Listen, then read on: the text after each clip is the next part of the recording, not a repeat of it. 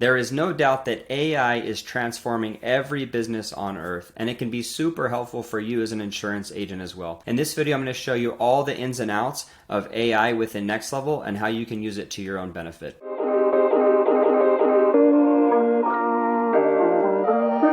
I want to start by saying that over the past year, we've used a bunch of different AI bots, including one that I've built direct in Zapier, and we've really landed on one that we think is superior to the rest, and that's CloseBot AI. Now, what's really cool about CloseBot AI is their customer service is great, which you won't go direct to them for customer service, you'll come to NextLevel, but they're constantly making innovations and improving their system. Even the last couple months, they've made some awesome updates. But I wanted to show you the pricing down here. If you were to bill monthly, you would actually have this account right here that would be $197 a month. And the reason I say that is while most people have one bot, if you needed to have another bot in your account for whatever reason, we could build that out. Best case scenario is you would just need the $67 a month, but you would also have to pay for the ChatGPT credits, where in NextLevel, your usage here, your ChatGPT credits is all included in your membership. So wanted to point that out to you. Now, I also want to talk about just some examples of what it looks like when the bot is booking appointments within your account. And so here's just a couple quick examples. One, hi Keith, and this is your automated text message. I hope your day is going awesome. Are you still looking for health insurance? I can show you all your options. Keith texts back, I'm available anytime. Now, at this point, because your prospect has responded back to you, this is when the AI engages in your account. So AI kicks in, great Keith, how about tomorrow at 10 a.m.?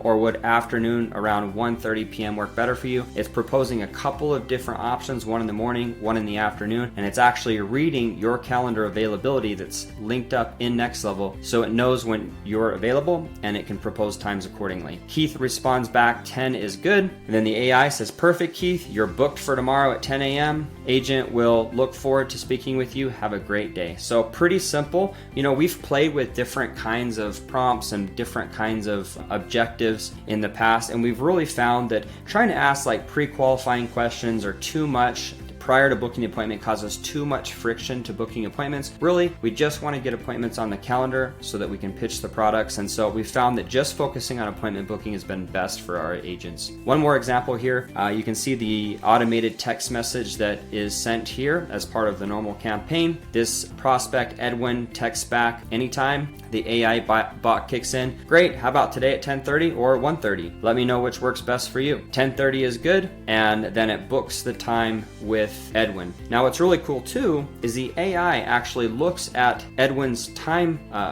zone within the account, so it knows what time zone he's on, and then it can book accordingly to his time zone versus the agent. So really cool feature there. Now, what does this look like to actually use in your account? So I'm going to go to contacts and show you a quick example. So I have a test contact in here, and I've made this super easy so that if you want to see if your AI is on or off, or if you want to turn it on or off, you can actually do it right here. By default, the way we create all the automations is AI will be on in your account. It's included, it's set up. If you don't want it on, I'll show you here in a moment how you can turn it off. But you'll know as you're chatting with the AI that it's on just by this field right here in the contact section, AI switch on. If you want to shut it off for this contact, you just shut it off. Now, additionally, there's certain actions in your account that will shut the AI off anyway. One, if you book an appointment, that will shut the AI off for obvious reasons. You don't want it trying, if the purpose is to book an appointment and an appointment's booked, you don't want the AI still engaging with the prospect. Two, if you move them to a closed cell automation or don't follow up automation in your pipeline under opportunities, that will also pull them out of the automation. You move them to a closed cell automation, it pulls them out of everything, and it shuts your AI off for you. Now, there are a couple other ways that you can shut the AI off as well. One, you can add AI off tag. If you're really here on the contact page, it doesn't make sense to scroll all the way down and add a tag. It's just extra work. You might as well just shut it off here. It kind of achieves the same purpose. Now, secondly, if you are right here looking at a list of all of your contacts and you want to shut it off for all of them or particular ones here, you can always just select a contact, go to add tag, and add the AI off tag, and that will achieve the same thing. Just add the tag there, and that will turn off the AI for those contacts. Now, additionally, if you are on the Lead Connector app on your phone and you go into a contact and click edit, you can actually add a tag right from your phone. So maybe, the AI, you don't want it on for a contact for whatever reason, or you don't like what the AI is saying to your prospect. You can actually, and you're not sitting in front of your computer, maybe you're away, you can add an AI off tag to your contact right there within the Lead Connector app. Also, and this is a somewhat new feature as of July 2024, as I'm recording this just came out, where if you manually respond to your contact, let's say the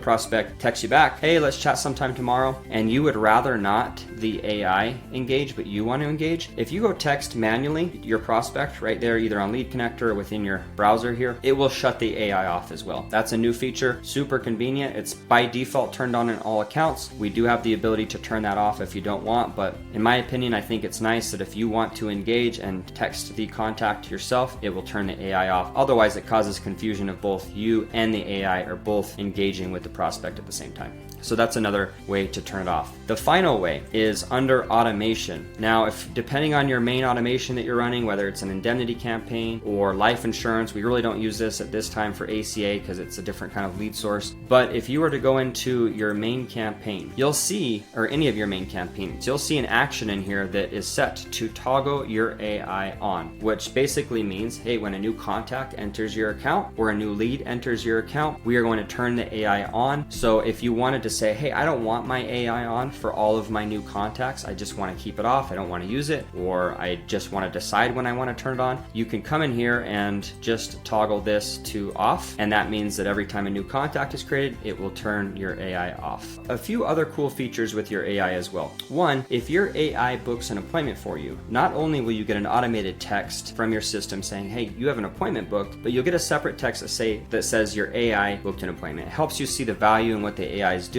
or decide where the source of that appointment booking came from. In this case, it'd be the AI booked. The AI also has a couple sensitivities, which is really nice. If your AI detects aggression or some sort of annoyance from a contact, it will actually shut itself off and send you a text message saying, hey, something went weird with this conversation.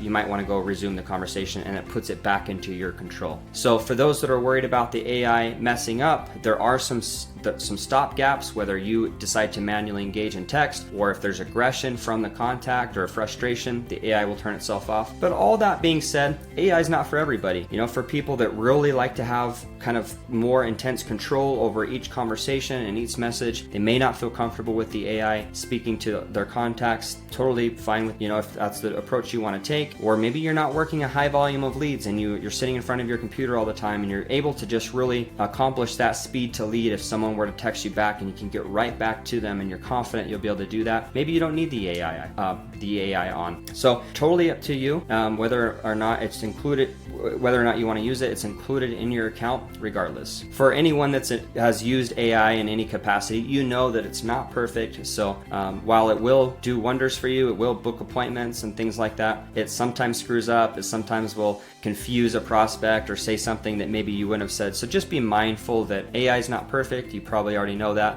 but it does a lot of good. You do have the ability within NextLevel to customize the name of your AI rep or your AI assistant by going to settings and custom values. So if you go to settings and custom values, you'll see a field in here that is rep name. Now, when we create your accounts, we automatically just name the rep Sarah. One of our early users, Jeff, had decided to name his bot Sarah, and we just kind of kept that going. But if you want to change the bot's name, you would just find the rep name field there, click these three dots, hit it, edit custom value, and you could change the name of your bot there. So you have some customization there. The bot also has a list of frequently asked questions. So if someone responds back, like you'll see, hey, how much do these plans cost, or some question like that, the AI is kind of trained to be like, hey, prices vary. It's best to speak with the agent and they'll be able to discuss this on your call. So there are some frequently asked questions. It's not just able to book an appointment for you, but it does kind of understand the context. It understands that you're a health and life insurance agent, and it knows kind of what you do, so that it can act like an assistant and kind of answer some of those questions. Now, if you're using the bot and have any trouble whatsoever, you can try reaching out through the chat widget here. This is 24-hour live live support. However,